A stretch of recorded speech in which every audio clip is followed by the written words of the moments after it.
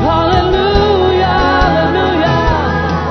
Bagimu segala hormat, bagimu segala pujian. Kirala bata kalala baba baba baba. Kirala bala bala bala bala masanda. Ora la bala bala bala bala bala bala bala.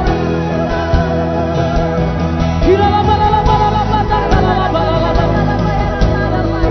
Ora la bata kalala baba baba baba. Bagimu pujian, bagimu kemuliaan. Yesus Tuhan, Kau segala-galanya. Shatakala baba baba baba baba. Ora la bala bala bala bala bala bala bala. Mari sembah Dia, angkat hatimu. Ora la bala bala bala bala bala bala. Ora la bala bala bala bala bala bala bala. Ora la batakala bala. Mari pagi ini biar nama Tuhan dipermuliakan namamu. Datanglah kerajaanmu. Ora batakala baba baba baba baba. Ora la bala bala bala bala bala bala bala bala bala bala bala. Ora la batakala bala. Ora la bala la bala. Shara la baba. Dimuliakan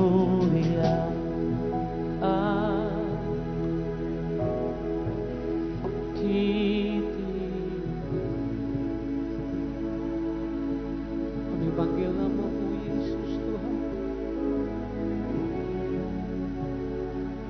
Engkau Raja kami.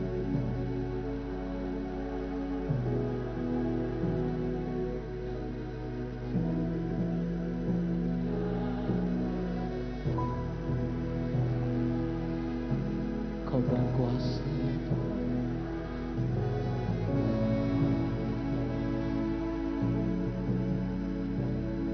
Yesus,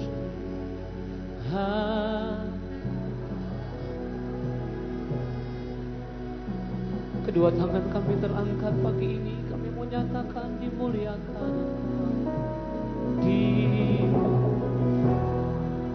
dipermuliakanlah namamu di tempat ini ya Tuhan. Kami tinggikan Engkau, Yesus Tuhan.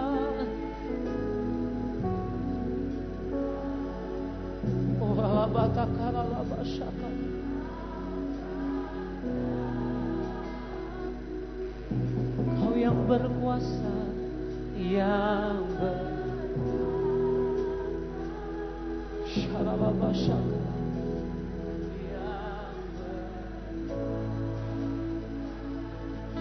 Yesus Tuhan.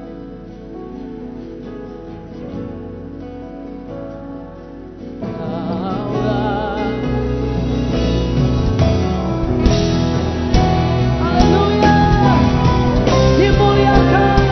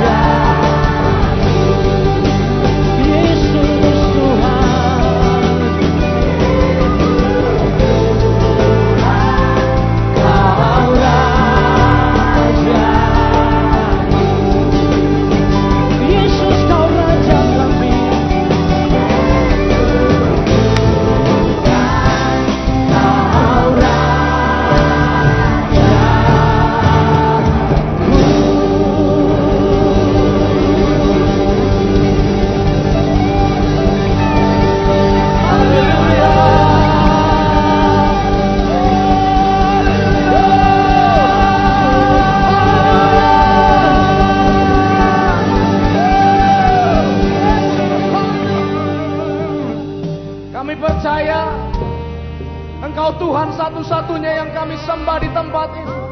Tuhan Yesus Kristus yang memberikan pembebasan seutuhnya bagi kami semua. Di dalam nama Tuhan Yesus kami terima ya Tuhan. Mari sama-sama kita deklarasikan firman Tuhan di dalam kitab Mazmur pasal ke-66 ayat kedua sampai dengan ayat yang keempat. Demikianlah firman Tuhan. Mazmurkanlah kemuliaan namanya, muliakanlah dia dengan puji-pujian. Katakanlah kepada Allah, betapa dahsyatnya segala pekerjaanmu. Oleh sebab kekuatanmu yang besar, musuhmu tunduk menjilat kepadamu.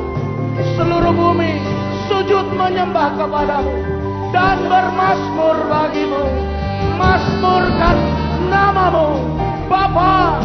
Kami tabiskan ibadah pagi hari ini di dalam nama Allah Bapa, Putra dan Roh Kudus, di dalam nama Tuhan Yesus Kristus. Bermazmur bagi namanya. Sorakan haleluya.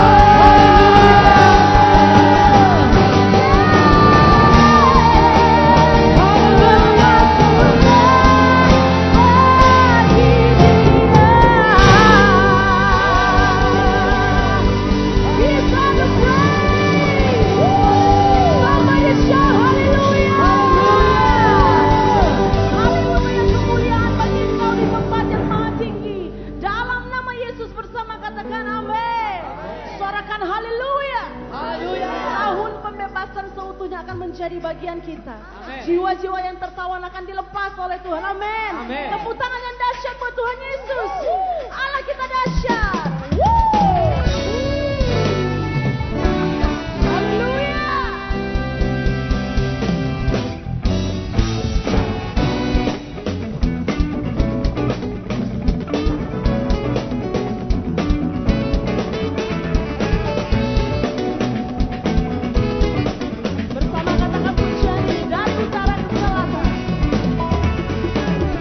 Dari utara ke selatan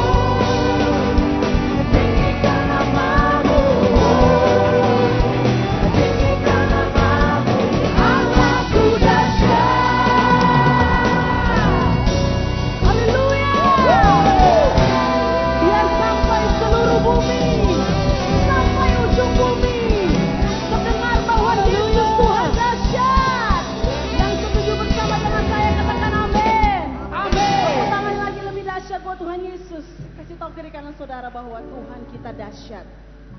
Amin. Jemaat Tuhan dipersilakan berkembang. Kita akan memberikan persembahan diakonia. Saya percaya bahwa setiap kali kita ada di hadirat Tuhan, kita terus melayani, mempersembahkan yang terbaik buat Tuhan. Haleluya. Ada desa binaan yang sampai saat ini informasi Bapak Ibu bisa dapatkan di konter di depan bagaimana perkembangan pelayanan kita di desa binaan. Ya, kita akan menabur untuk pekerjaan Tuhan. Saya percaya setiap kali kita memberi dengan sukacita. Amin. Bapak Ibu bisa lihat laporan dari persembahan di PRJ untuk diakonia. Kolektor ada 192 juta 919, transfer 83 juta 550, ada mata uang asing 1 juta 397 sekian, jadi total 277 juta 866 sekian.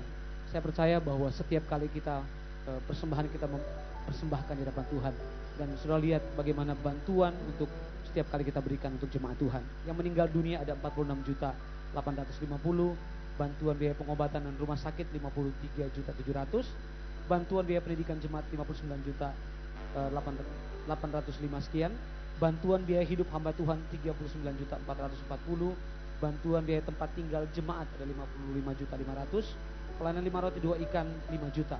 Jadi total pengeluaran kita 260 juta 295. Dan setiap persembahan yang kita berikan menolong, memulihkan, memberkati jiwa-jiwa. Biar jemaat Tuhan GBI PRJ boleh jadi berkat. Mari kita berdoa sebelum kita memberi. Tuhan, terima kasih untuk kesempatan di hadirat Tuhan. Kami memberi karena kami boleh melihat berkat-berkat Tuhan di tengah keluarga, pekerjaan kami. Kami sungguh diberkati. Itu sebabnya kami mau jadi berkat. Biar apa yang kami tabur mempermuliakan nama Tuhan. Hari ini kami menabur dengan sukacita. Dalam nama Tuhan Yesus. Haleluya. Amin. Ku bawa korban syukur ke tempat kudus-Mu Tuhan. Hatiku limpah dengan syukur, sebab Tuhan baik selamanya. Ku bawa korban syukur ke tempat kudus-Mu Tuhan. Hatiku limpah dengan syukur, sebab Tuhan baik. Oh, sebab Tuhan baik. Oh, sebab Tuhan baik.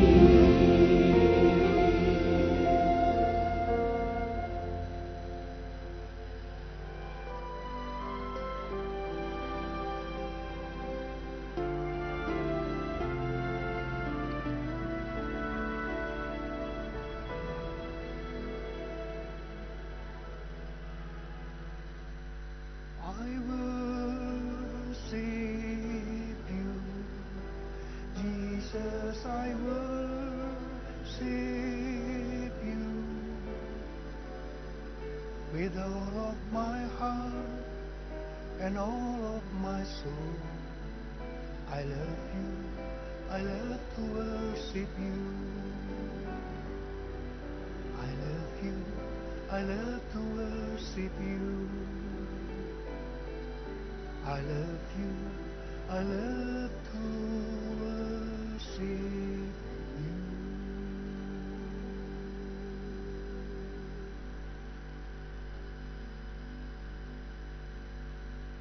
Shalom saudara kasih Tuhan.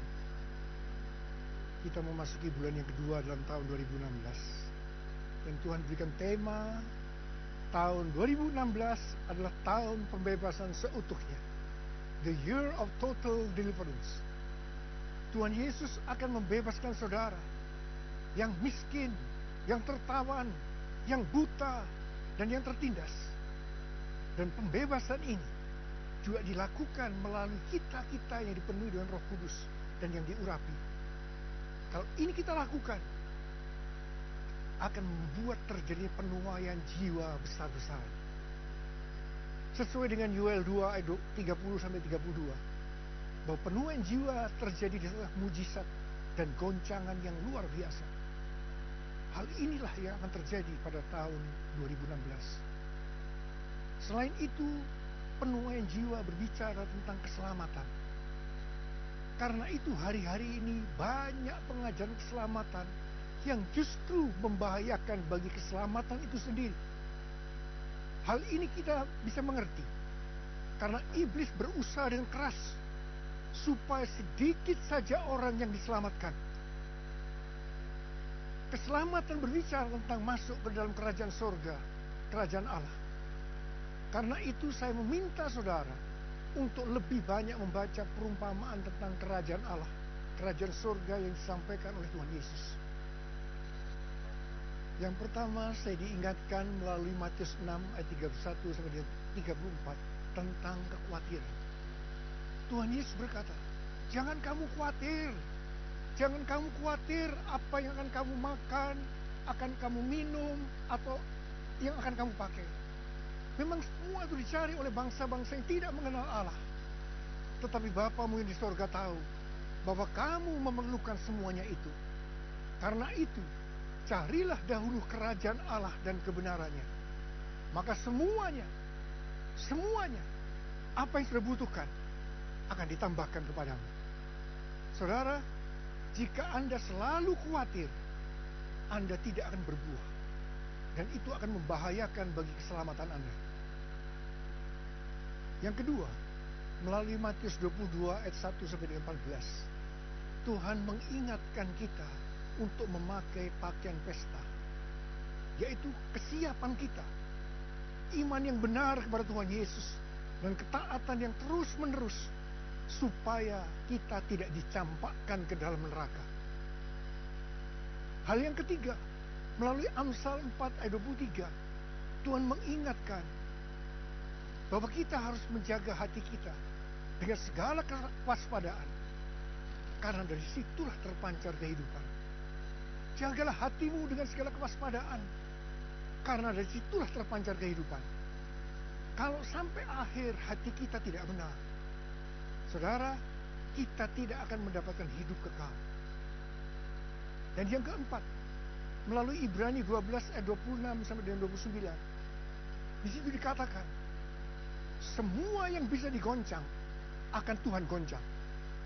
Tetapi hanya kerajaan Allah yang tidak tergoncangkan. Karena itu kita sebagai anggota kerajaan Allah, yang pertama, kita harus banyak mengucap syukur.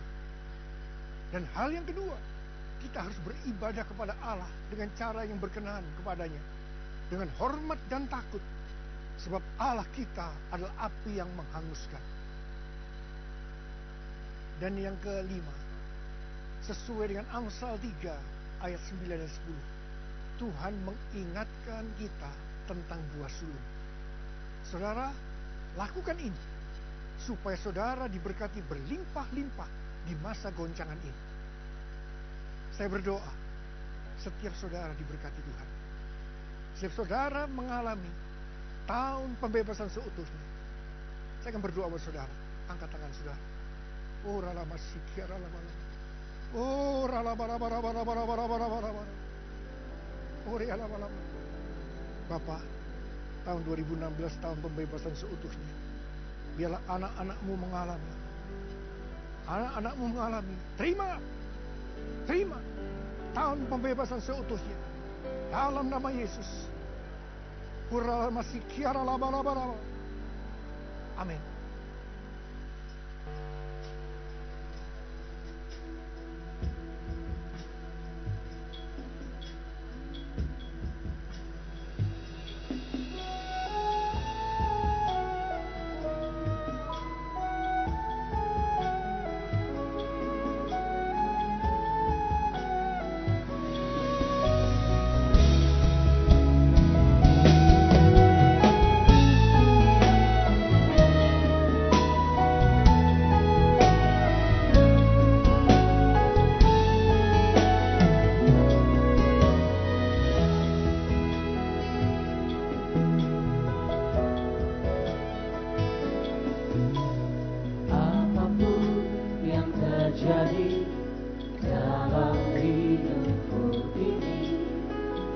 pernah ku ragukan kasih-Mu Tuhan. Lewat gunung yang tinggi, dalam lembah yang curam, tak pernah ku ragukan janji-Mu Tuhan. Kau berfirman dan sembuhkanku, Kau bersabda dan selamatkanku. Tiada yang mustahil bagi-Mu, Yesus, ku percaya padamu. Mari yang percaya kita berikan tepuk tangan buat Allah kita. Terima kasih Tuhan.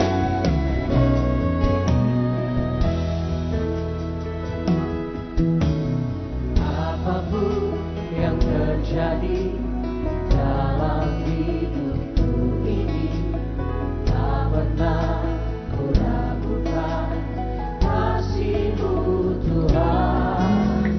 Lewat gunung yang tinggi, dalam lembah yang curam, tak pernah ku ragukan janji-Mu Tuhan. Kau berfirman dan sembuhkanku, Kau bersabda dan selamatkanku.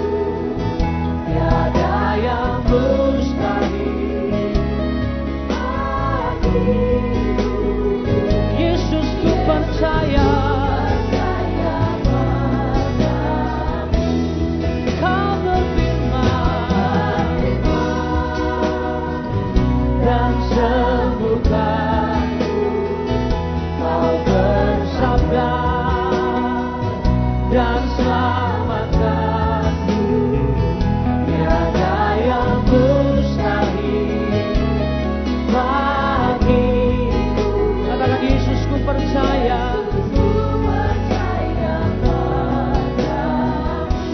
Kau berfirman, Engkau yang menyembuhkan kami ya Tuhan.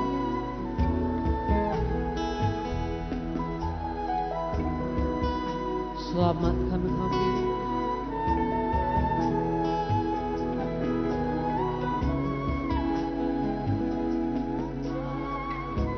Kami nyatakan dengan iman, kami percaya.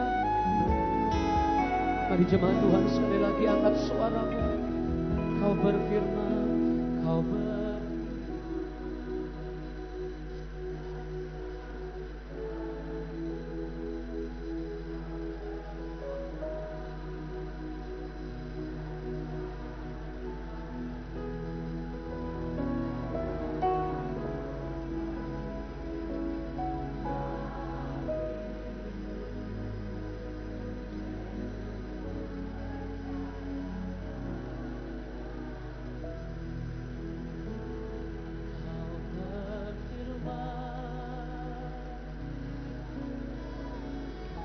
Engkau yang sakit, terima kesembuhan pagi ini.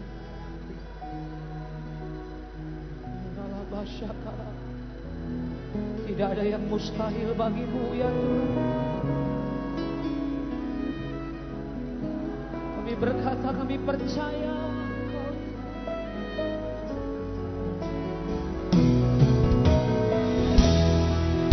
Kedua tangan kami angkat di hadapan-Mu.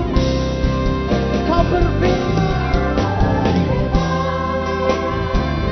dan sembuhkanku, Kau bersabda dan selamatkan. tiada yang mustahil Bagi-Mu Yesus, ku percaya. Katakan sekali lagi, Kau berfirman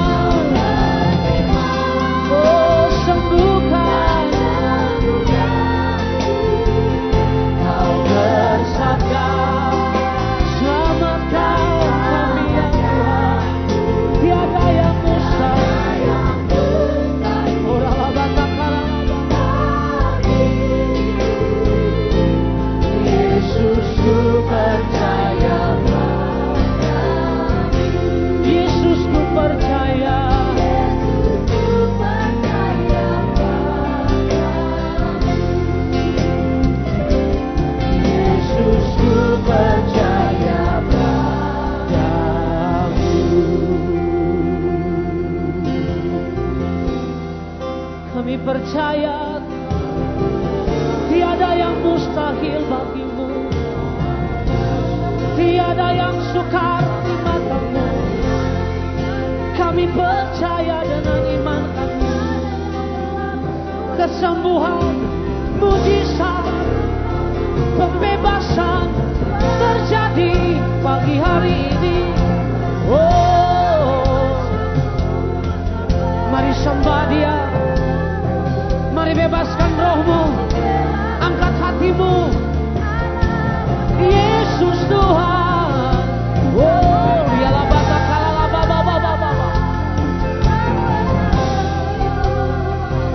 Mata kami tertuju kepadamu Tuhan. Kami percaya sepenuhnya hidup kami dalam tangan-Mu. Ku percaya mujizat. Oh, kiralah batakala baba. Kiralah batakala baba.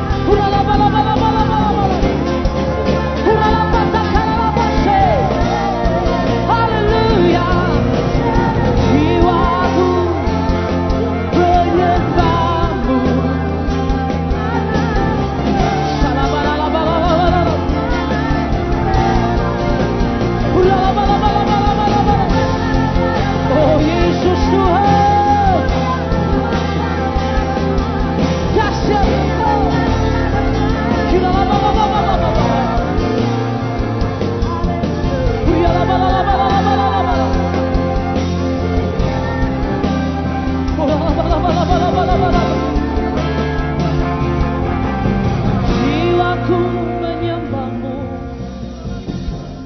hatiku hanya memandang kepadamu. Aku tak khawatir dengan apapun juga, sebab aku percaya Allahku hidup. Allahku sanggup memberkati, menyembuhkan, membebaskanku. Tidak ada yang sukar di mata-Mu ya Tuhan. Kau berdaulat atas hidup kami, keluarga kami. Kami angkat tangan, kami menyembah. Kami nikmati hadirat-Mu.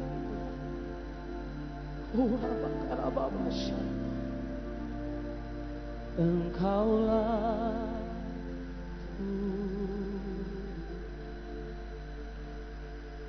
Engkaulah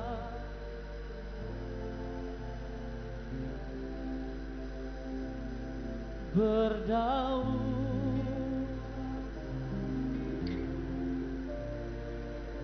Kami berserah penuh ya Tuhan.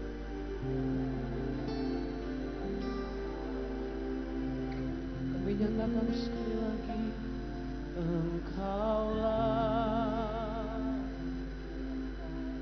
Engkau Tuhan atas keluarga, gereja, atas bangsa kami. Engkau berdaulat ya Tuhan.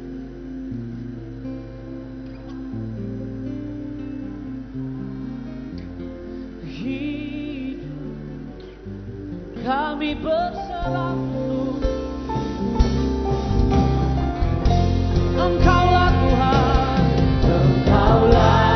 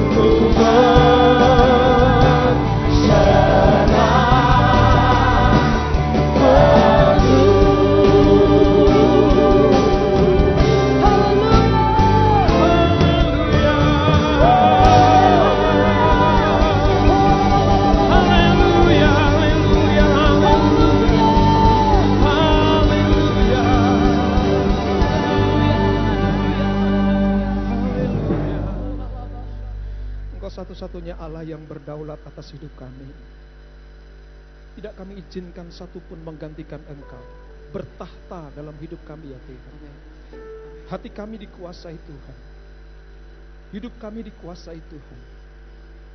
Seluruh aspek kehidupan kami, umat-Mu, anak-anak-Mu, gereja-Mu di tempat ini, Tuhan yang berdaulat, Tuhan yang berkuasa, Tuhan yang memerintah. Maka segalanya akan dibuat berhasil dan diberkati Tuhan berlimpah-limpah. Terima kasih Bapak. Kami percaya bukan hanya kami yang menikmati Engkau pagi ini, Tuhan pun menikmati kami. Terima kasih Bapak. Pujian, persembahan, doa kami ada di mezbah Tuhan, dan itu menyenangkan hati Tuhan. Kalau Tuhan disenangkan, berkat-Nya diperintahkan untuk memenuhi hidup kami. Terpujilah nama Tuhan kekal selama-lamanya. Sebentar kami akan merenungkan firman-Mu. Engkau mengurapi dari tempat yang maha tinggi oleh kuat kuasa Roh Kudus. Kuasai hamba-Mu menyampaikan apa yang Kau taruh dalam hidupku. Aku impartasikan kepada umat-Mu di tempat ini. Di dalam nama Yesus, mari yang siap diberkati dengan firman Tuhan, sama-sama kita katakan amin. Haleluya. Haleluya. Silakan duduk Bapak sekalian. Shalom. Bersukacita sekali pagi ini bisa melayani saudara, melayani Tuhan di tempat ini. Dan pagi ini kita akan belajar bagaimana kunci saudara berkenan kepada Allah dan berkat itu mengalir buat kita semuanya. Kita nggak boleh naif ya saudara, bahwa nggak butuh berkat. Semuanya butuh berkat. Ya, saya butuh berkat. Ya, tetapi gimana caranya berkat itu sampai kepada kita, itu masalahnya. Berkat bukan hanya masalah tentang jasmani, berkat bukan hanya tentang perlindungan, berkat bukan hanya masalah makanan dan minuman, pakaian, rumah tinggal, ya. Berkat itu juga sampai kepada kekekalan kita. Nah, saya akan tunjukkan nanti, Alkitab akan membuktikan saudara bahwa semua leluhur-leluhur iman kita, ya, mulai dari Abraham, Ishak dan Yakub itu diberkati berlimpah-limpah. Saudara, kalau saudara diskusi dengan orang-orang Israel, ya, mereka sangat senang kalau imamnya, imam dalam ibadah itu memberkati mereka dengan perkataan ini. Diberkatilah engkau oleh Allah Abraham, Allah Ishak, Allah Yakub. Dan saudara lihat, ya, orang Yahudi, orang Israel itu berkatnya sampai dengan sekarang, sampai nanti saudara, tidak akan pernah habis. Tetangga sekelilingnya boleh hancur-hancuran. Saya dapat postingan foto gitu ya. Israel itu ada di tengah begini, lalu samping kanan kirinya, atas bawahnya begitu, ada Syria, Lebanon, Yemen, Yaman ya, sampai dengan Mesir gitu. Habis porak-poranda. Tapi foto di tengahnya Israel itu makmur ya, jalan tol yang mulus, gedung-gedung masih berdiri tegak. Ya. Saya pikir, wow, penggenapan janji Tuhan bukan hanya zaman Abraham, Ishak dan Yakub, tapi untuk keturunannya sampai dengan saat ini, berkat itu melimpah buat mereka. Dan pagi ini ada kabar baik buat kita semuanya. Berkat Allah Abraham, Ishak dan Yakub sampai kepada kita. Amin. Nah, kuncinya seperti apa sih saudara? Mengapa Israel eksis sampai dengan sekarang? Mengapa Israel diberkati Tuhan berlimpah-limpah? Mereka Israel secara jasmani, terlebih kita Israel rohani, pasti juga akan kelimpahan berkat dari Allah Israel itu. Amin. Kuncinya ada satu saudara. Kemanapun mereka pergi, orang Israel mendirikan mezbah bagi Tuhan. Oleh sebab itu judul firman Tuhan pada pagi ini adalah mezbah persembahan. Mezbah persembahan. Nanti akan saya jelaskan mezbah itu apa. Tapi saudara fokus dulu ya. Oh, ini toh yang menjadikan umat Allah diberkati jasmani, rohani dan jiwani, itu mezbah. Saya akan tunjukkan nanti, Alkitab akan membuktikan. Sekarang pengertian tentang mezbah. Kita lihat ya, mezbah. Wow. Saya perlu dibantu Pak. Iya, mezbah. Nomor 1. Mezbah dalam perjanjian lama adalah sebuah tempat persembahan korban. Jadi kalau berbicara tentang mezbah, saudara, itu berbicara tentang tempat persembahan di mana di atasnya ada korban. Itu mezbah yang dimaksud dengan mezbah. Yang kedua, Mezbah juga diartikan sebagai sebuah peringatan untuk mengingat kembali pada suatu pengalaman pertemuan dengan Allah yang luar biasa. Artinya begini, setiap kali umat Israel mulai dari Abraham, Ishak dan Yakub, kemanapun mereka melangkah, kemanapun mereka pergi, kemanapun Tuhan utus mereka untuk mendiami tempat itu, pasti bikin mezbah. Pasti diriin peringatan-peringatan. Ada berupa batu-batu, ada berupa tugu, ya. Tapi yang jelas bahwa mezbah adalah sebuah peringatan bahwa Tuhan pernah nemuin saya. Tuhan pernah berbicara kepada saya. Jadi mezbah bercerita tentang sebuah peringatan. Kita mengingat kembali pada suatu pengalaman pertemuan dengan Allah yang luar biasa. Itu mezbah dalam perjanjian lama. Berikutnya yang ketiga, mezbah juga menandai tempat-tempat pengembaraan para nenek moyang bangsa Israel. Seperti saya katakan, ya, rute perjalanan Abraham, Ishak dan Yakub itu dipenuhi dengan mezbah. Ada peringatan-peringatan. Kami dulu pernah mengembara ke tempat ini. Allah minta kita dirikan mezbah. Kita berjalan maju setapak demi setapak. Tuhan perintahkan bikin mezbah. Tuhan suruh ke Filistin. Ada loh. Ya. Ishak sampai ke Filistin, negeri orang Filistin. Dia dirikan mezbah. Bahkan di negeri atau kerajaan di luar Israel pun Abraham, Ishak dan Yakub mendirikan mezbah. Jadi bagi Tuhan mezbah itu penting. Nah, perjanjian lama berbicara tentang mezbah itu sebuah gundukan batu. Gundukan tempat gitu. Di atasnya ada korban. Dan ketika korban itu dipersembahkan kepada Tuhan, Allah turun menikmati korban itu. Dan siapa yang membawa korban sangat dilindungi dan diberkati Tuhan. Dalam perjanjian baru, saudara, mezbah artinya hubungan kita dengan Allah yang dimanifestasikan oleh Kristus sebagai korban satu-satunya agar kita semuanya berkenan kepada Bapa. Jadi dalam perjanjian baru memiliki arti sebagai persatuan umat dengan Allah yang terjadi dalam persatuan umat dengan Kristus. Di dalam 1 Korintus 5 ayat 7b dikatakan Yesus adalah anak domba Paskah. Jadi saya mau katakan begini, kemanapun saudara pergi sekarang, tidak harus seperti nenek moyang Israel. Dirikan batu, bikin persembahan. Dirikan batu, bikin persembahan. Cukup Yesus yang menjadi persembahan. Dan itu mendamaikan kita dengan Bapa. Jadi baik mezbah, korbannya, dan imamnya sekaligus diambil alih oleh Tuhan Yesus. Amin. Makanya kalau kita berdoa, saudara, selalu kita akhiri dengan kata apa? Di dalam nama Tuhan Yesus Kristus. Kenapa? Karena kita percaya lewat pengorbanan Yesus di mezbahnya itu. Sekaligus dia korbannya sebagai anak domba Allah. Dan dia yang memimpin sendiri sebagai imam besar kita. Maka segala doa kita, doa yang berkenan kepada Allah dipanjatkan kepada dia. Maka apa yang kamu percayai terjadi dalam hidupmu dan hidupku. Itu arti mezbah di dalam perjanjian baru. Jadi kalau saudara pergi kemana-mana, hubungan saudara dengan Kristus jangan putus. Saya doakan beberapa waktu yang lalu kepada orang tuanya datang kepada saya, minta dia akan pergi sekolah ke luar negeri, ya, dia akan pergi ke sekolah ke luar negeri. Lalu, Pak, tolong doakan. Saya ngomong tentang apa, saudara? Identitas kekristenanmu jangan hilang. Hubunganmu dengan Kristus jangan putus. Karena di mana engkau melangkah, mezbah harus didirikan.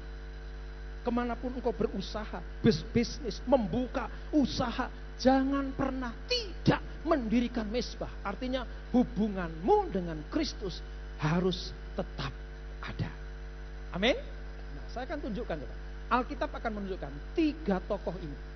Kalau saudara bongkar Alkitab saudara, tulang punggung Alkitab itu peristiwa Abraham. Sejak Abraham, Ishak dan Yakub turun gini, Maka Allah memberkati bukan hanya manusia di bumi, tapi juga di surga. Kenapa tidak ke cabang sana? Kenapa tidak ke Abraham, Ismail? Kenapa Abraham, Ishak, Yakub? Nanti Alkitab akan membuktikannya. Mari kita lihat dulu. Mezbah yang didirikan Abraham. Ya. Dalam Kejadian 12 ayat 7 sampai 8. Saya akan bacakan buat kita semuanya. Ketika itu Tuhan menampakkan diri kepada Abraham dan berfirman, Aku akan memberikan negeri ini kepada keturunanmu. Maka didirikannya diri. Kemudian ia berpindah dari situ. Perhatikan saudara. Di tempat pertama Allah berjanji, Bram, lihat ke atas. Keturunanmu akan seperti banyaknya bintang di langit itu. Dan seperti pasir di tepi pantai. Aku akan memberkati engkau dan keturunanmu. Abram dirikan Mezbah. Ayat 8 lagi. Kemudian ia pindah dari situ.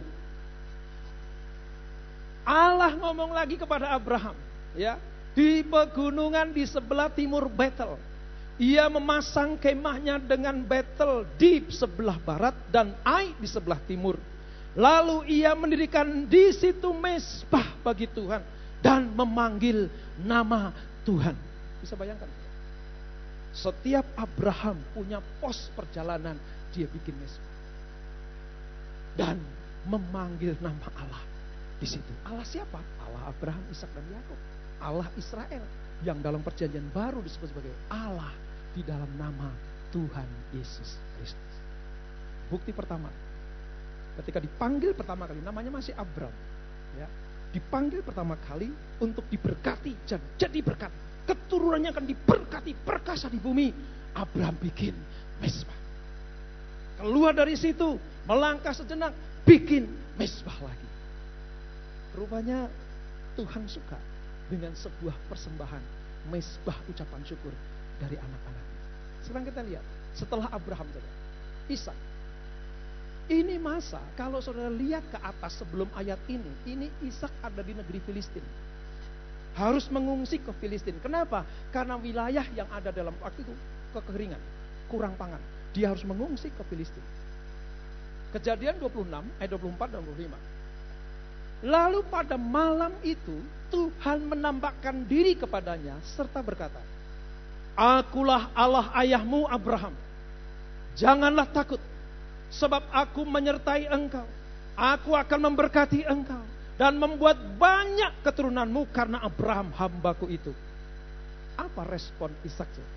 Sesudah itu Ishak mendirikan Mezbah di situ dan memanggil nama Tuhan. Ia memasang kemahnya di situ, lalu hamba-hambanya menggali sumur dari di situ. Saudara lihat, dari bapaknya diturunkan kepada anaknya. Iman bapaknya turun kepada anaknya. Nah, kenapa Tuhan buat aku berhasil? Abraham bilang gitu. Kenapa bapakmu diberkati Tuhan? Karena bapakmu kemana-mana dirikan Mezbah. Wow, itu ditangkap oleh anaknya. Hei, papi berhasil. Papi diberkati. Papi jadi orang yang dijadikan soko guru, pedoman iman. Aku lihat rahasianya papi kasih ke aku, ilmunya dikasih kepada aku, diturunkan kepada aku. Kalau kamu pengen berhasil, dirikan Mezbah bagi Allah. Abraham, Ishak nurun ke siapa? Ke Yakub. Mari kita lihat Yakub sekarang. Kejadian 33 belum lari dari kejadian. Ayat 18 sampai 20. Ini waktu Yakub saudara mau berbaikan sama Esau, kakaknya. Peristiwanya seperti ini. Dalam perjalanannya dari Padan Aram, sampailah Yakub dengan selamat ke Sikem di tanah Kanaan. Perhatikan, tanah Kanaan. Ya. Lalu ia berkemah di sebelah timur kota itu. Kemudian dibelinyalah dari anak-anak Hemor, bapa Sikem, sebidang tanah, tempat ia memasang kemahnya dengan harga 100 kesita. Dia beli tanah. Untuk apa? Jadi tempat Allah memberkati Yakub. Dan apa yang dilakukan pertama kali? Ia mendirikan mezbah di situ dan menamanya itu Allah Israel ialah Allah. Ketika Ishak tahu bahwa kunci pemberkatan Allah kepada papanya Abraham, dia praktekkan dan diberkati juga. Dia turunkan kepada anaknya Yakub. Papa cuma minta satu. Kalau kamu pengen diberkati seperti engkong gitu, diberkati seperti nenek moyang kita, diberkati seperti bapakku Abraham, kuncinya cuma satu. Kemanapun kau melangkah, dirikan mezbah. Dan saudara lihat, sampai dengan saat ini, keturunan Abraham, Ishak dan Yakub diberkati berlipat-lipat. Kenapa? Karena kuncinya satu. Dimanapun dia berada, kemanapun dia melangkah, mendirikan mezbah bagi Tuhan. Kenapa? Kemana Tuhan mengutus saudara? Kemana Tuhan mengutus saudara bikin bisnis? Buka ruko, buka toko, buka apa saja. Nomor satu jangan lupa, dirikan mezbah. Ada tempat korban pujian, penyembahan, doa siang dan malam kepada Tuhan. Alkitab menjamin hubunganmu dengan Allah kalau tidak terputus, berkatnya tidak pernah berhenti. Amin. Korbanmu kepada Tuhan, persembahanmu kepada Tuhan kalau tidak pernah terputus, maka berkatnya tidak akan pernah berhenti. Dan ukurannya begini saudara. Saya senang dengan Alkitab itu begini. Berkat bukan hanya untuk generasi kita saja. Tuhan berjanji sampai generasi-generasi sesudah kita. Anak cucu kita tidak akan pernah meminta-minta roti kalau bapaknya, pendahulunya mendirikan mezbah bagi Tuhan. Saudara mau hubungan saudara dengan Kristus diberkati Tuhan? Mau selalu berkenan kepada Allah? Dirikan mezbah kepada Tuhan. Sekarang kita lihat berikutnya. Ya. Janji berkat kepada Abraham dan keturunannya. Nah ini nih. Begini saudara. Abraham itu harusnya punya 2 cabang. Cabang penggenapan janji yang sungguh-sungguh itu dari Abraham Sarah. Tetapi karena Abraham tidak punya anak sampai menjelang umur 100 tahun, saudara, hampir 99 tahun pada waktu itu, nggak punya anak. Sarah nggak sabar, dikasih Hagar. Dari Hagar pembantunya Sarah ini keluar Ismail. Perhatikan, Allah pernah berjanji, keturunanmu aku akan berkati. Wow, Allah tidak bisa menarik janjinya, maka sekalipun dari keturunan Abraham lewat Hagar dan Ismail pun kaya raya. Syekh-syekh di Arab itu saudara, itu keturunan Kedar, Ismail, kaya raya. Tapi yang membedakan begini, saya katakan tadi dari awal, berkat Allah itu berkat badani, jiwani, dan rohani. Jalurnya mana? Abraham, Ishak, Yakub. Bukan Abraham, Hagar, Ismail. Alkitab membuktikan. Janji berkat kepada Abraham dan keturunannya. Sebab seluruh negeri yang kau lihat itu, Kejadian 13 ayat 15, akan kuberikan kepadamu dan kepada keturunanmu untuk selama-lamanya. Lalu diteguhkan. Mungkin Abraham tanya, Allah, Tuhan, aku punya keturunan dari cabang ini. Janjimu memang lewat ini, tapi aku punya cabang ini, Hagar, Ismail. Allah menandaskan lagi di dalam Kejadian 21 ayat 12. Tetapi Allah berfirman kepada Abraham, janganlah sebal hatimu karena hal anak dan budakmu itu. Anak dan budakmu itu Ismail dan Hagar. Dia sudah menganiaya Sarah. Jangan khawatir. Sekalipun itu anak sulung lewat jasmanimu, tapi anak perjanjian itu lewat Sarah. Ya. Dalam segala yang dikatakan Sarah kepadamu, karena Sarah ngadu kepada Abraham, Tuanku, ini nih, itu anak yang dari itu tuh suka jailin, suka ganggu. Memang sejak lain namanya kan seperti keledai liar, sama saudaranya aja nggak akur, ya kan? Apalagi sama musuhnya yang dianggap musuh. Ishak dianggap musuh oleh Ismail. Kerjaannya apa? Dikerjain terus. Waktu Sarah ngadu, Abraham ngadu kepada Tuhan. Tuhan bilang gini, jangan khawatir. Seperti apa aduan Sarah itu kepadamu, jangan khawatir. Haruslah engkau mendengarnya. Sebab yang akan disebut keturunanmu ialah yang berasal dari Ishak. Yang disebut keturunan Abraham yang akan diberkati jasmani, jiwani, dan rohani itu dari Ishak. Ini bukan orang yang ngomong. Ini bukan manusia yang berbicara. Ini bukan hamba Tuhan yang menyampaikan. Allah sendiri yang merancang kehidupan Abraham untuk menjadi soko guru, tiang berkat bagi Israel. Oleh sebab itu ketika Allah berfirman, dari cabangmu dan Ishaklah berkat itu akan sampai kepada bangsa-bangsa. Dan kabar baik buat pagi ini, sampai kepada kita semuanya berkat itu mengalir. Jadi kalau saudara minta berkat, tegas ngomongnya begini, aku datang kepada Allah Israel. Karena nama Yakub nanti diubah jadi Israel. Waktu dia ada di tepi sungai Yabok, malaikat Tuhan turun, lalu dia berbicara dengan Yakub.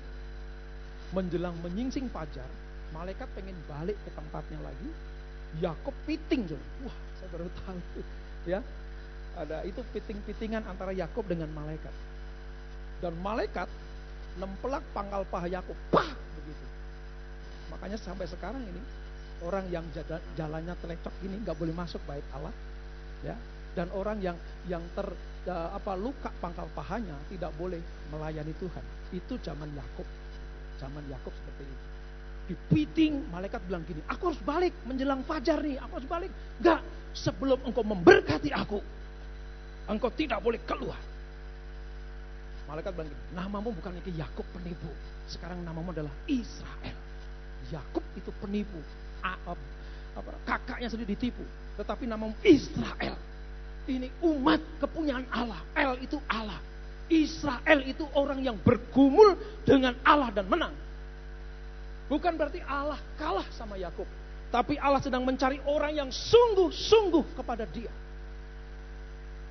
Dan Yakub, saudara, menjadi soko guru yang ketiga dari Abraham, Ishak, dan Yakub untuk menurunkan berkat Allah kepada kita semua.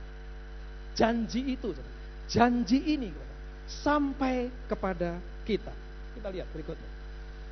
Kisah Para Rasul 3 ayat 25. Saudara ikuti ya. Nanti kita akan tutup dengan deklarasi berkat buat kita semua. Kisah Rasul 3 ayat 25 bilang gini. Kamulah yang mewarisi nubuatan-nubuatan itu dan mendapat bagian dalam perjanjian yang telah diadakan Allah dengan nenek moyang kita. Ketika Ia berfirman kepada Abraham, oleh keturunanmu semua bangsa di muka bumi akan diberkati. Oleh keturunanmu, artinya keturunan Abraham yang diberikan janji oleh Tuhan. Kamu jangan khawatir, jangan takut, ya kan? Oleh keturunan Abraham, janji itu diberikan Abraham. Dan siapa yang disebut sebagai keturunan Abraham akan mewarisi nubuatan berkat itu. Pagi ini sampai di tempat kita. Jadi kalau saudara mengasihi Allah Abraham, Ishak, dan Yakub, Allah Israel itu, berkatnya akan sampai kepada kita. Amin. Saya balik lagi pertanyaannya, kenapa Allah berjanji berkat kepada mereka bertiga? Karena mereka bertiga kemanapun melangkah mendirikan mezbah. Pagi ini saudara, kita mendirikan mezbah di tempat ini, mengucap syukur sama Tuhan agar berkat Allah Abraham, Ishak, dan Yakub turun ke atas kita semua. Amin. Oke. Saudara, kalau saudara ke Israel, ada 3 agama besar. Israel itu ada 3 agama besar. Nomor 1 Yahudi. Yahudi itu nanti ada cabang-cabang Yudaisme, macam-macam. Yahudi. Nomor 2 Muslim. Nomor ketiga, Kristen. Jadi Yahudi, Muslim, Kristen. Makanya kalau ada orang Palestina memusuhi Yahudi, sampai di Indonesia Muslim memusuhi Kristen, kan lain, ya, beda banget. Nah, tiga agama ini, Yahudi, Muslim, Kristen, bangga disebut sebagai keturunan Abraham. Makanya tiga agama ini disebut agama Abrahamik. Mereka percaya bahwa berkat itu sampai kepada mereka karena Abraham. Makanya agama Abrahamik ada tiga, Yahudi, Muslim, Kristen. Di dalam kekristenan ada kan, sampai kan, ada di pangkuan Bapak Abraham. Sampai-sampai penggambaran Abraham itu sampai di surga sana. Siapa yang dipanggil Tuhan, siapa yang meninggal, siapa yang mati, kalau masuk surga diibaratkan di pangkuan Bapak Abraham. Saking besarnya nama itu, saudara. Sampai-sampai orang Yahudi melupakan Kristus karena silau dengan kebesaran Abraham. Pernah kan? Yesus ke sumur Yakub, ketemu sama perempuan Samaria. Dia bilang gini, perempuan Samaria, apakah engkau lebih besar dari bapak kami Abraham? Apa jawab Yesus? Abraham belum ada, gua udah ada. Saya mau beritahu, mezbah yang kita dirikan sekarang mungkin tidak seperti Abraham, Ishak dan Yakub.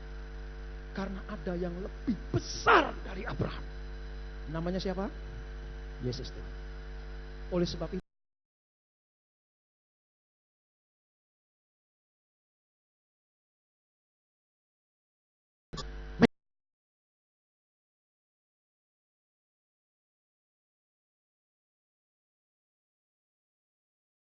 saya ada tugas ke Kalimantan, Banjarmasin. Dari Banjarmasin naik ke atas sana masih sekitar 9 sampai 10. Naik mobil cepet gitu. Udah mobil cepet, tapi masih butuh waktu 9 jam. Itu betul-betul hutan, karena yang didoakan tuh hutan. Kenapa? Ada salah satu pengerja di salah satu cabang CK7, dia punya HPH. Dia punya HP, hak pengusaha hutan, untuk babat hutan dan reboisasi, ditanam kembali. Singkat cerita, dia suruh saya doakan ke sana. Kenapa? Karena setiap mau babat hutan, orang-orang sana, khususnya orang Dayak, saudara, itu harus sesajen. Harus apa? Potong babi, potong kambing. Palanya ditanam. Jadi misalnya blok sini mau dibabat, tanam dulu pala kambing, pala babi. Blok sana mau ini, tanam dulu pala babi, pala kambing.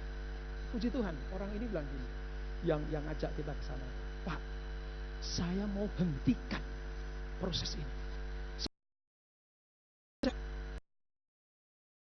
Setiap tempat yang mau ditebang itu ada nama Tuhan dimuliakan. Wah, sekalipun hutan, saudara, hutan, benar-benar hutan, saudara. Ya, hutan benar. Saya sama Pak Malon, saya bukan takut binatang buas, takut pohon. Saking gede-gedenya pohon itu. Ada yang diameternya, saya berdiri masih tinggi dia. Karena 2,5 meter diameternya itu. Nakutin kalau kena angin tuh, itu kayak orang, luar biasa. Yang saya seneng tuh begini, orang ini mendirikan mezbah walaupun di tengah hutan. Dan kesaksiannya luar biasa. Dia pemain baru. Jadi orang-orang di sekitar itu udah ngelewekin dulu, nggak mungkin dia berhasil. Bahkan dia bersumpah begini, kalau dia bisa turunkan 1 pohon saja di bulan Desember, wow, itu mujizat katanya. Orang sana bilang gitu. Kenapa? Pengalamannya luar biasa orang di sana. Tetapi ketika anak Tuhan yang nggak tahu apa-apa itu masuk, menghentikan persembahan-persembahan kepada dewa-dewa, kepada roh-roh yang lain, dia persembahkan sesuatu kepada Tuhan. Puasa tidak pernah berhenti, saudara. Apa yang terjadi? Jangankan 1 pohon, kita dibawa ke sungai tempat dia melakukan, ribuan pohon turun di bulan Desember. Sampai orang sana bilang gini, ini pakai kuasa apa? Di sana saya sebutkan ini, keberhasilanmu seperti Abraham, Ishak dan Yakub. Kemanapun kau melangkah, mezbah Allah didirikan, maka berkat sampai kepada kita. Amin. Boleh kita berikan tepuk tangan kepada Allah kita yang luar biasa itu. Saya mau katakan pagi ini, Kalau Allah sanggup menolong dia, yang dianggap remeh oleh orang-orang berpengalaman, Allah yang sama kita sembah, Allah Abraham, Ishak dan Yakub, sanggup menolong saudara dan saya. Apapun masalah saudara, apapun pergumulan saudara, Allah sekali berjanji pasti digenapi. Amin. Sebab perjanjian Allah itu seperti ini, saudara. Saya gambarkan dulu perjanjian Allah. Klik, Pak. Nah, lihat. Jenis perjanjian, saudara, kalau dihimpun gitu, banyak perjanjian. Ada perjanjian macam-macam ya, tapi ada 3. Disebut sebagai perjanjian bilateral. Itu kalau dua pihak. Saya dengan Pak Ajis berjanji, itu namanya bilateral. Saya pribadi satu, Pak Ajis pribadi satu. Bilateral. Saya berjanji, Pak Ajis berjanji. Saya melakukan kewajiban, Pak Ajis melakukan kewajiban. Itu namanya bilateral. Adalah perjanjian yang diadakan oleh dua pihak untuk mengatur kepentingan kedua belah pihak itu. Yang kedua, multilateral. Artinya gini, saya, Pak Irwan, Pak Indra, Pak Ajis, dan macam-macam, banyak orang janjian, ayo bikin janji. Kita akan notaris. Perjanjian kita seperti ini, kita sepakati, aku mempunyai hak dan kewajiban, kamu punya hak dan kewajiban, kamu punya hak dan kewajiban, tanda tangan, jadi. Yang ketiga jenisnya adalah unilateral. Apa itu? Adalah perjanjian yang dilakukan satu pihak, memberikan janji, dan pihak yang lain melakukan kewajiban. Tuhan kepada Abraham, Ishak dan Yakub mainnya di nomor 3, saudara. Unilateral. Ketika Allah berjanji kepada Abraham, Allah tidak minta persetujuan Abraham. Betul gak? Bram, ngopi dulu yuk. Sini, ngobrol yuk. Gue tuh udah pengen berkati engkau. Gue tuh pengen sekali membuat namamu masyhur. Setuju gak Abraham? Kalau lu setuju, yuk kita ke notaris. Allah gak seperti itu. Allah tidak pernah minta persetujuan Abraham, Ishak dan Yakub untuk mencurahkan berkatnya. Dia cuma datang kepada 3 orang itu. Tadi kan Mesbah sebelum didirikan, dia datang. Dia ngomong sama orang itu. Aku akan berkati engkau. Aku akan berkati engkau. Setuju atau tidak setuju, aku akan berkati engkau. Itu unilateral. Kalau kita punya Allah yang unilateral perjanjiannya, saudara, saya mau beritahu, 2 perjanjian di atas itu bisa diingkari. Saya jalan terus, Pak Aziz misalnya bilateral ya, dia mengingkari perjanjian, batal. Yang multilateral, saya jalan terus, Pak Indra jalan terus, Aziz nggak jalan, batal. Jadi perjanjian yang nomor 1 dan 2 itu tergantung yang janji. Dan yang janji bisa membatalkan. Tetapi kalau yang unilateral, Allah yang berjanji, kewajiban kita cuman yes, percaya, dan lakukan kewajiban kita. Karena Allah tidak pernah minta persetujuan kita untuk memberkati kita. Tugas Allah adalah menepati janjinya. Amin. Saudara sering tahu ya tentang perjanjian Allah. Makanya jangan beriman di luar perjanjian. Berdoa, minta apa saja. Kalau dalam jalur perjanjian, karena Allah berjanji, maka saudara akan terima apa yang dijanjikan Allah sesuai dengan imanmu. Allah sekali lagi tidak minta persetujuan saudara dan saya untuk menurunkan berkatnya. Tugas kita cuma satu. Aku percaya berkat-Mu atasku melimpah. Itu bagian yang ketiga, bagian kita, kewajiban. Allah berjanji dan tidak pernah mengingkari. Karena dalam unilateral tidak ada kata gagal janji. Janji tidak sampai kalau kita yang dijanjikan tidak melakukan kewajiban-kewajiban. Banyak contoh di Alkitab. Dijanjikan Allah dan tidak melakukan kewajiban. Tapi saya berdoa, umat Allah di tempat ini punya perjanjian unilateral dengan Tuhan. Allah yang berjanji, kita yang percaya, maka berkatnya sampai kepada kita. Amin. Saya akan tutup dengan sebuah pengertian begini. Tadi mesbah. Di atas mezbah harus ada korban. Saya pengen tanya dulu. Boleh saudara jawab ya, sambil teriak juga boleh. Menurut saudara, Allah minta apa dari kita untuk ditaruh di mezbah itu?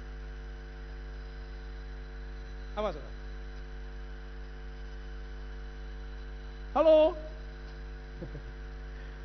Allah minta apa supaya kita menaruh korban di atas mezbah itu?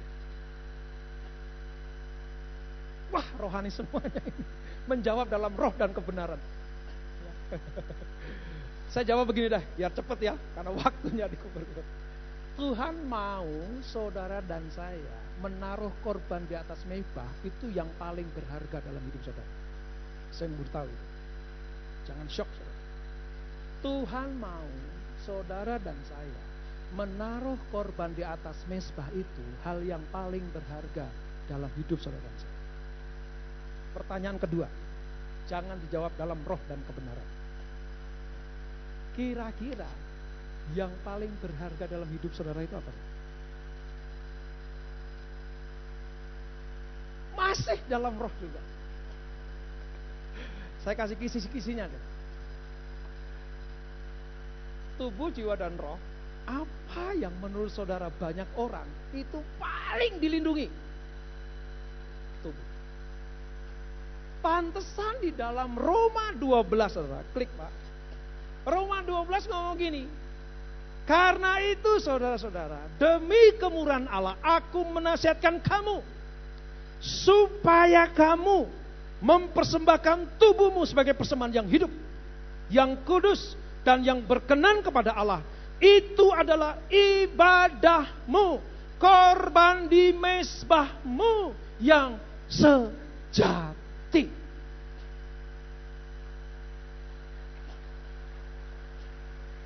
Saya mau beritahu begini, kenapa tubuh? Saya waktu itu tanya sama Tuhan, kenapa bukan hati, kenapa bukan roh, kenapa bukan jiwa? Saya tanya lama gak dijawab. Kenapa Tuhan? Bukankah roh dan kebenaran, menyembah dalam roh dan kebenaran? Bukankah jiwa hati ini milikmu? Kenapa Tuhan kau minta tubuh? Nomor satu, kenapa Allah minta tubuh? Korban dalam perjanjian lama, korbannya disembelih mati dulu. Betul? Dalam perjanjian lama, korban itu mati dulu dipersembahkan. Tapi dalam perjanjian baru, Tuhan minta yang hidup. Tuhan minta yang masih bernafas. Tuhan minta yang bisa memutuskan, aku akan menyembah Allah. Itu korban yang sejati. Pagi ini saudara punya dua keputusan. Mau datang ke mezbah Allah atau mau tidur di rumah. Tapi ketika saudara datang ke rumah Allah, bangun harus pagi, cari parkir, bayar parkir. Tapi saudara tahu Tuhan sesuai dengan Roma 12 ayat 1, aku akan persembahkan tubuhku. Saya mau beritahu, itu ibadah yang sejati di hadapan Allah. Perjanjian baru minta korban hidup, saudara. Itu alasan pertama. Waktu itu saya renungkan, kamu tahu Robert, zaman perjanjian lama, korban disembelih dulu baru dibakar. Sekarang perjanjian baru aku minta yang hidup. Ibu-ibu di sini nih, ibu-ibu para wanita ya, suka dikasih bunga hidup atau bunga mati? Bunga bang di sana, bunga bang. Bunga bang, iyalah bunga bang boleh lah. Tapi kan senang bunga hidup ya. Saudara pernah cium bunga mati? Seindah-indahnya ini saudara, ada yang cium ini? Mawar setangkai saudara pun berduri kalau hidup saudara cium. Kenapa? Bayangin ya, kita aja tahu membedakan mana yang asli, mana yang palsu. Apalagi Tuhan kita. Pagi ini tubuhmu dipersembahkan kepada Tuhan, dan itu ibadah yang sejati. Saya mau beritahu, berkat bagi Allah kepada umatnya gampang, karena dia berjanji unilateral tadi. Gua udah ngebet pengen berkati umatku. Tapi gue pengen lihat mana yang mempersembahkan tubuhnya kepadaku. Alasan pertama. Alasan kedua, singkat saja. Bagi manusia yang paling disayang itu tubuh. Betul gak? Iya, betul. Paling dilindungi. Bahkan manusia kadang ada yang gak peduli dengan rohnya. Terserah mau dikasih makan apa rohnya. Yang penting makan capcainya itu nomor 1. Tubuh ini. Untuk merawat tubuh, saudara, manusia nggak hitungan loh. Mindahin bentuk hidung dari mancung ke dalam sampai keluar itu butuh puluhan juta. Jabanin loh, saudara. Kenapa? Dia cinta tubuhnya. Dari hitam legem biar putih, berapa banyak bangkuan yang harus digosokkan. Butuh biaya. Tubuhnya dimanjakan. Gak usah jauh-jauh lah, saudara. Gak usah jauh-jauh. Berapa banyak orang keluar jutaan, ratusan juta untuk masalah tubuh. Ada survei yang pernah saya baca. Ada satu wanita dari atas sampai bawah, branded semuanya. Jadi kalau jalan itu miliaran rupiah. Kenapa? Karena dia cinta tubuhnya. Pantesan Tuhan bilang gini, persembahkanlah tubuh yang kau anggap paling berharga itu. Kalau ada orang yang mempersembahkan tubuhnya kepada Allah, Tuhan bilang, persembahanmu harum. Ini bunga asli, bukan plastik. Oleh sebab itu di mezbah Allah, persembahkanlah tubuhmu sebagai persembahan yang hidup, bukan yang mati. Karena orang hidup bisa memuji Tuhan. Orang hidup bisa mengagungkan Tuhan. Orang hidup bisa bercengkerama dengan Tuhan. Orang hidup berhak menerima warisan. Karena yang dikasih warisan cuma yang hidup, yang mati nggak dapat. Yang mati bagi warisan. Korban yang hidup seperti itu. Itu nomor 1. 2 hal yang paling berharga bagi manusia. Nomor 1 adalah tubuh. Amin. Setuju? Setuju. Yang kedua, saudara. Mungkin agak kaget juga, saudara. Yang kedua, klik Pak. Duit. Dah, belak-belakan aja. Angkat tangan sini. Siapa yang nggak butuh duit? Saya butuh. Saya hamba Tuhan, saudara. Masuk tol bayar. Nggak mungkin saya masuk tol. Silahkan Pak, Bapak hamba Tuhan lewat. No. Saya butuh. Saudara butuh. Tapi lihat. Kenapa uang bisa menjadi yang berharga, saudara? Karena Allah punya tandingan yang sepadan, namanya Mamon. Tandingan Allah yang sepadan itu Mamon. Walaupun ya, lewat kacamata ilahi, nggak ada apa-apanya Mamon itu. Tetapi oleh manusia, Mamon itu diangkat sedemikian rupa sampai sejajar dengan Allah. Engkau tidak Mamon dan Allah. Putuskan. Kalau engkau mengabdi kepada Mamon, engkau membelakangi Allah. Kalau engkau mengabdi kepada Allah, engkau sedang membelakangi Mamon. Jadi mezbah di atas kita itu, Tuhan bilang, tubuhmu persembahkan. Yang kedua, hartamu. Gereja bukan mata duitan. Gereja bukan mata duitan. Gereja sedang menguji kita semuanya. Apakah kita mempersembahkan yang terbaik buat Tuhan? Tubuh, hartamu. Tuhan juga tidak minta semuanya sehingga kita kere. Saudara pikir kalau kita nggak mau persembahkan uang kita, lalu Allah jadi kere, lalu omset surga turun? Jalanannya dari emas. Ya. Allah kaya raya luar biasa. Tapi kepada siapa yang mempersembahkan tubuh dan hartanya kepada Allah, Tuhan bilang ini yang berhak menerima janji. Kalau masalah korban, Abraham, Ishak dan Yakub nggak hitung-hitungan. Saya kasih contoh bukti satu aja. Abraham punya anak satu-satunya. Siapa namanya? Ishak. Ditunggu 25 tahun nggak muncul. Begitu, muncul. Abraham senengnya luar biasa.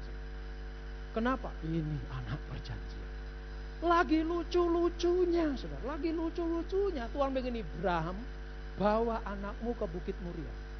Persembahkanlah kepada aku. Di Alkitab tidak ada kata begini. Maka Abraham ngambek kayak pembantu. Abraham bawa Ishak, bawa bujangnya, bawa kayunya, kemana? Bukit Moria. Sampai di lembah Bukit Moria, Abraham bilang, "Jang, lo tinggal di sini. Gua sama Ishak naik, bawa kayunya." Mungkin bujang bilang, "Tuhan, gue yang bawa kayu deh." No, ini urusan aku dengan Allah. Lo di sini, gue pengen bikin mesbah di Moria. Oke. Balik ya, kan? Balik, pasti balik. Abraham lagi, nanti setelah korban selesai, kami, Alkitab sebut ini, kami itu jamak, lebih dari satu. Abraham sedang ngomong sama bujangnya, "Jang, nanti kami itu saya dan Ishak akan balik." Bujangnya bingung, "Loh, Tuhan, bos, bukannya yang mau jadi korban Ishak?" "Iya, lo jangan. Iya Ishak, tapi gua percaya Ishak itu dari Allah. Kalau Allah yang minta, kasih. Nanti juga banyak bintang di langit turun jadi Ishak seri 1, seri 2, seri 3, seri 4. Imannya sampai seperti itu. Nanti kami balik. Betul, sampai di sana diikat mau disembelih. "Hai, stop. Aku tahu sekarang. Engkau percaya kepadaku. Mulai saat ini namamu bukan lagi Abraham, tapi Abraham. Olehmu semua bangsa akan diberkati dan kau disebut sebagai bapak orang percaya." Sekarang tengok ke kanan, bang, anak domba Allah di situ. Bukan pakai Allah, anak domba. Seret, korbankan. Saya mau beritahu saudara, dari korban yang satu ini berkat Abraham melimpah sampai dengan cucu-cucunya, keturunannya, sampai dengan kita pagi hari ini. Kenapa? Karena kita punya Allah Abraham, Ishak dan Yakub. Oleh sebab itu, Februari ini saudara diuji iman saudara, buah sulung bawa ke rumah Tuhan. Seperti Abraham membawa Ishak sulung, anak sulungnya bawa. Pertanyaan begini, berapa Pak? Saya selalu katakan ini, sesuai imanmu. Sesuai imanmu. Tapi jangan tidak memberi. Karena kita punya iman yang membawa korban persembahan buah sulung akan diberkati Tuhan. Amin. Saya berani ngomong karena saya sudah praktekkan. Saya tidak pernah meminta-minta roti karena Allah memberkati saya dan saudara. Tuhan memberkati kita semuanya. Mari kita bangkit berdiri saudara. Biar pujian ini jadi doa kita, bahwa janji Allah tidak pernah diingkar. Kemanapun saudara melangkah, buka usaha, kirim anak saudara sekolah ke luar negeri, apapun saudara, memulai usaha, dirikan mesbah di situ. Yakinlah bahwa janji Allah pasti digenapi. Amin. Kalau saudara berdoalah, mengangkat tanganlah, dan imani pujian ini, imani firman ini, maka apa yang kau imani terjadi dalam hidupmu. Ku yakin saat kau berfirman, ku menang saat kau bertindak. Hidupku hanya ditentukan oleh perkataanmu. Ku aman karena kau menjaga. Ku kuat karena kau menopang. Hidupku hanya ditentukan oleh kuasa-Mu.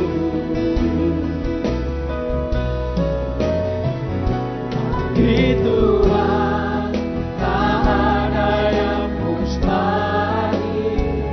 Bagi Tuhan tak ada yang tak mungkin. Mukjizatnya disediakan bagiku. Ku diangkat dan dipulihkan. Katakan dengan segenap hatimu. Berkati umat-Mu Tuhan. Apapun yang menjadi pergumulan mereka, apapun yang menjadi kesesakan hati mereka, Mereka pagi ini datang kepadamu, mendirikan mezbah bagi Tuhan, membawa korban yang hidup, membawa korban yang paling berharga, yaitu tubuh dan harta mereka. Seperti Engkau berjanji kepada Abraham, Ishak dan Yakub, maka berkat itu sampai kepada kami semuanya. Tidak ada yang mustahil. Tidak